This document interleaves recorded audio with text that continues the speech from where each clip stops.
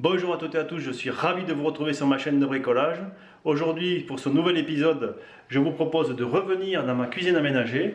Pour ceux qui ne l'ont pas vu, il y a 3 heures de vidéos cumulées sur ma chaîne YouTube qui vous expliquent comment réaliser cette cuisine aménagée. Aujourd'hui, nous allons réaliser des finitions. Nous allons faire des joints silicone, ici, entre la crédence et le plan de travail. Je vous souhaite une très bonne vidéo.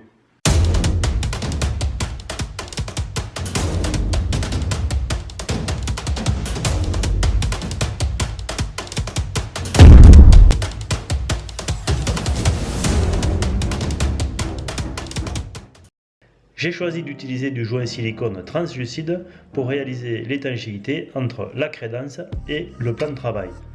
Et pour réaliser des joints relativement uniformes, j'ai choisi d'utiliser un petit outil comme ça, avec des embouts interchangeables de différentes dimensions qui permettent de faire des joints d'un rayon plus ou moins grand.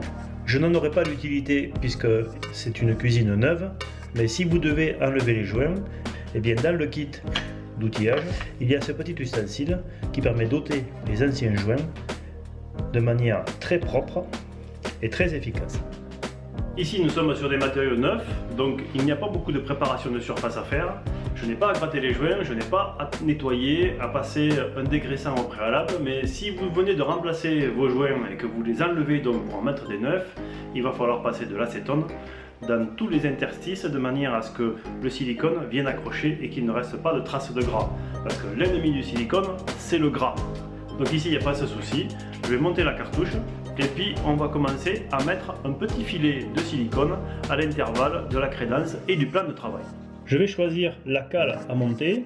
Alors la cale à monter, elle est fonction de ce que l'on a comme intervalle à remplir. Ici, j'ai un petit intervalle. Voilà. On comprend bien que si je mets quelque chose comme ça, je vais avoir un joint énorme.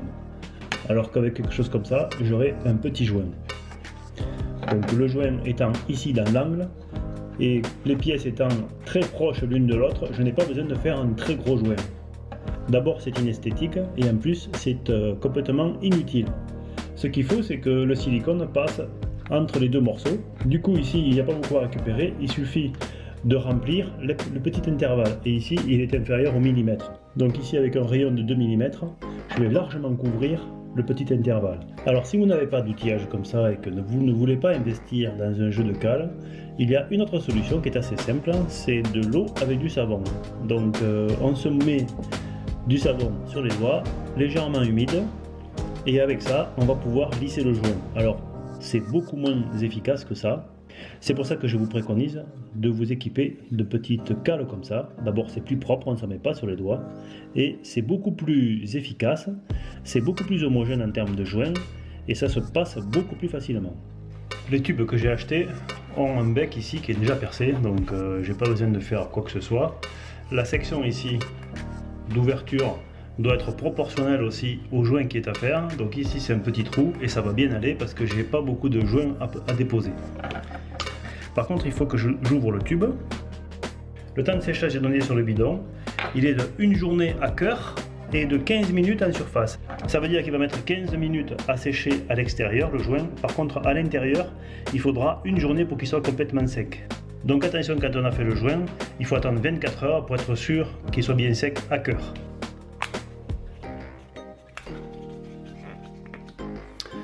Alors ce petit bec est équipé d'un capuchon vissé.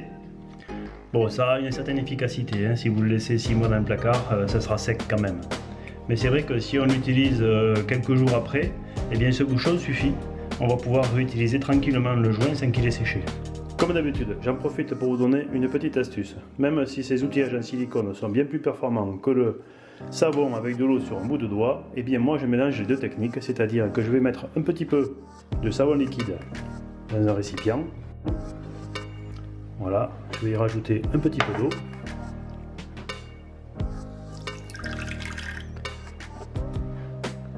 Je vais bien remuer tout ça. Et en fait, eh bien, je vais tremper mon outillage silicone dans cette solution. Comme ça, j'utilise la technique du savon et j'évite de me salir les doigts. Avec ces 3 ustensiles et un chiffon, eh bien ça devrait très bien se passer. Allez, donc là on va y aller doucement, sans se précipiter. Et on va déposer un petit joint de silicone.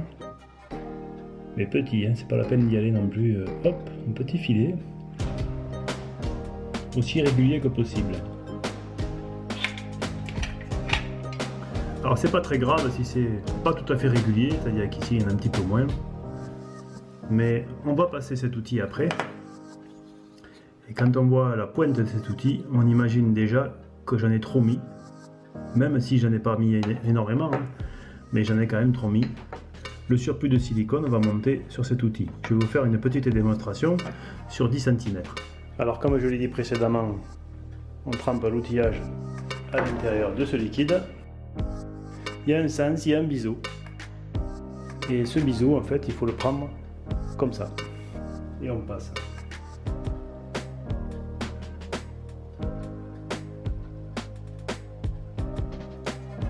Comme prévu, on a récupéré l'excédent de silicone et là vous voyez qu'il y en avait quand même pas mal, même si j'avais mis très peu de joints. Et là, eh bien, j'essaye de vous le montrer avec le contre-jour et la lumière pour vous montrer qu'en fait il n'y a aucun blanc et qu'on est bien passé dessous. Alors le joint silicone, il se nettoie simplement tant qu'il n'est pas sec avec un chiffon. Mais attention, il ne faut pas revenir vraiment dans l'angle, sinon on va casser le joint qu'on a bien fait avec cet outil. Donc si on veut, s'il y a des traces à l'extérieur, on va les enlever avec le chiffon et on va faire attention de ne pas aller sur le joint. Alors pour vous montrer la taille du joint, j'ai mis un petit réglet à côté et vous voyez que le joint il fait 1 mm, 1 mm et demi, donc c'est très petit.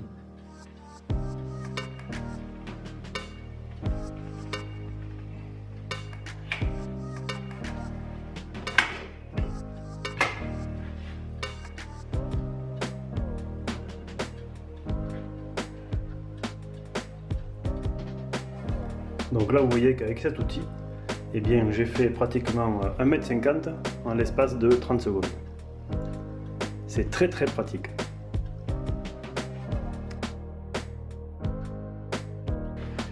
La plaque a été jointée lors de la pose. Je vous invite à aller voir la vidéo, ainsi que l'évier, c'est pareil, ça a été jointé en même temps que je l'ai posé. Mais l'étanchéité se fait surtout dessous et ça se voit pas. Alors dans ce tuto, je vous ai montré comment utiliser cet outil en silicone, mais je vous rappelle que vous pouvez utiliser le doigt avec de l'eau et du savon. C'est d'ailleurs marqué sur les tubes de silicone. Mais je préfère en termes d'efficacité, pour avoir testé les deux, utiliser ces petits outillages en silicone qui en plus ne sont pas très chers. La petite astuce que je vous ai livrée qui consiste à utiliser l'outillage en silicone trempé dans de l'eau savonneuse, c'est-à-dire à mélanger les deux méthodes, eh bien, est une méthode qui a fait ses preuves, tout du moins dans tous mes bricolages. Si vous avez aimé ce tuto, pensez à le partager. Pour ça, cliquez sur le petit lien qui est en dessous de la vidéo. Pareil, si vous l'avez aimé, pensez à mettre un pouce levé. Il y a un petit pouce là sur lequel il faut cliquer. Et enfin, si vous n'êtes pas abonné, pensez à vous abonner à ma chaîne pour ne rien louper des prochains épisodes de bricolage. Je vous rappelle qu'il y a 3 heures de vidéo sur ma chaîne YouTube pour voir la réalisation complète de A à Z de cette cuisine aménagée que je vous ai fait découvrir au travers de ce petit tuto. J'espère que vous avez passé un agréable moment. Je vous dis à bientôt sur ma chaîne de bricolage. Et d'ici là, soyez curieux, soyez prudents et bricolez bien.